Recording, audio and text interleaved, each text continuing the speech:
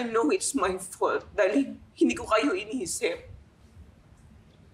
Kaya nga humihingi ako ng sorry.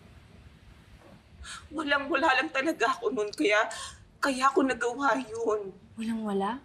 Pero nagawa niyo pong lumipat at tumira sa magandang bahay. Samantalang kami ng kapatid ko, hindi namin alam kung saan kami titira. Hindi nga po namin alam kung may makakain pa kami. Ina, ngayon lang ulit kami nakakabawi ni Amy. Kailan ko lang nalaman na may naiwang lupa sa probinsya yung papa niya at nakapangalan sa kanya. Binenta ko yun para magkapera. Para makapagsimula kami ulit. Kung gusto mo, kukunin ko ulit kayo ni Nono para makabawi ako sa mga pagkukulang ko sa inyo. Hindi ka na nila kailangan. Hindi nila kailangan ng tulong mo. Simula ngayon, ako na ang bahala kay Ina at kay Nono.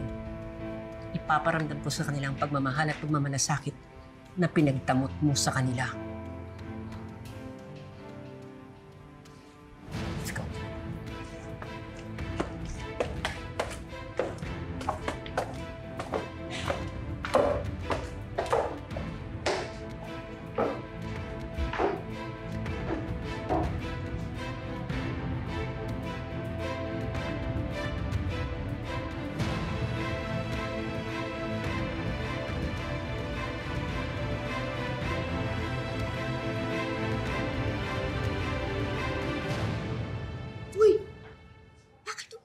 Beshi natin. Naku, bet atang manalo sa Best Actress in Paawa role.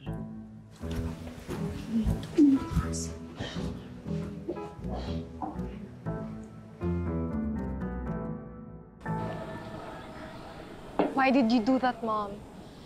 Kita mo, ikaw pa rin yung napahiya. Ikaw pa rin yung nagmukhang masama. Kailangan ko gumawa ng paraan. At iyon ang naisip ko. Amy, okay nang napahiya. At least, nakita ni Madam Aurea na humingi ako ng sorry kay Ina sa mga nagawa ko. Hindi ko man nakuha ang sympathy nila ngayon. At least, nakita nila na nagpakumbaba ako. Yun lang ang way para makuha ko ulit ang tiwala ni Madam Aurea. And Sina, wala kang gagawin sa kanya? Sa ngayon, wala tayong magagawa. Malakas ang kapit niya. Matibay ang pader na sinasandalan niya. We need her. Kung kinakailangan nating pakisamahan si Ina para makuha ang loob ni Aurea, gagawin natin. Ayoko lang magkaroon ng dead end ang plano ko sa mga De La Costa.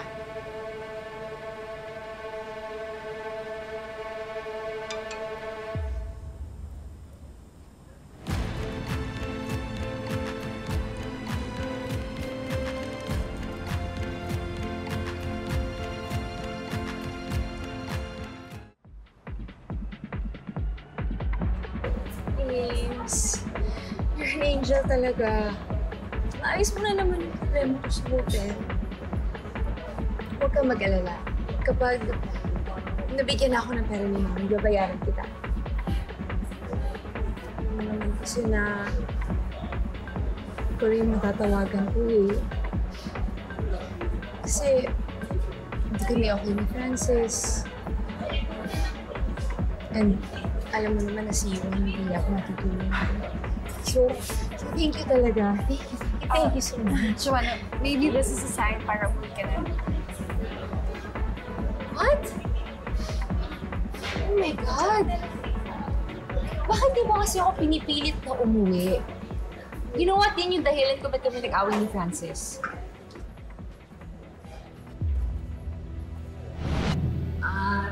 This is Ina. Siya yung alaga sa akin at tumulong. Nawalan ako ng memory. Kaya sila may mga dalang bagahe. Kasi dito na sila titira. Bakit mukhang seryoso ang pinag-uusapan ni Milani? Magkakilala ba kayo? Yes po, Lola. Magkakilala kami. Siya ang naging asawa ng daddy ko. Ang stepmom namin ni Nono. Kung gusto mo, kukunin ko ulit kayo ni Nono para makabawi ako sa mga pagkukulang ko sa inyo. Hindi ka na nila kailangan. Hindi nila kailangan ng tulong mo. Simula ngayon, ako na ang bahala kay Ina at kay Nono. Ipaparamdam ko sa kanilang pagmamahal at pagmamalasakit na pinagtamot mo sa kanila. Joanna, there's something you need to know. Pinatira ni Lola Aurea yung girl na tumulong sa kanya. What? Ha! So, nawala lang ako. Nagpatira na siya na kung sino-sino dun sa bahay. So, ibig sabihin, mas importante pa sa kanya yung babae niya. Hindi man lang siya nag-effort na sa UN at kausapin ako. Pero, nag-effort siya na dalhin yung babae na yun sa bahay namin. Pero here's the thing. I know her, kilala ko yung babae. Celine? Ay, Celine, sa'yo mo muna kasi.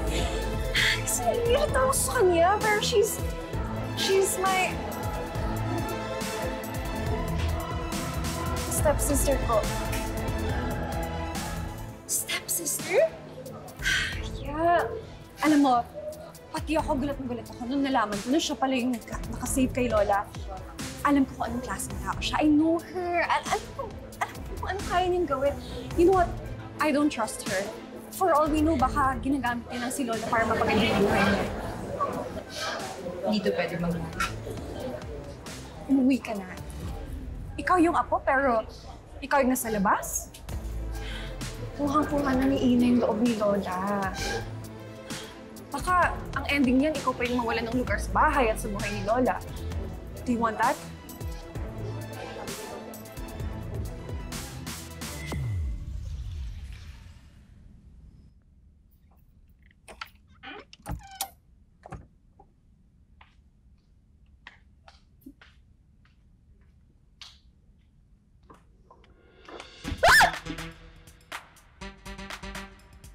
Ikaw?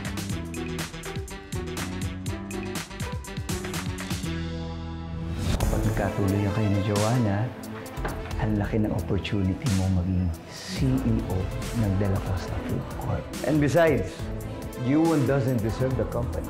Pilit ko namang nilalayo yung sarili ko sa mga nagpapahirap sa amin. Pero parang pilit silang nilalapit sa amin. Si Tita at si Amy, si Yuan at yung Joanna.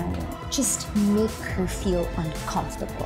Iparamdam mo sa kanya na mali yung desisyon niya na sumama dito kay Lola. Na hindi ginto ang hihigaan niya, kung hindi apoy.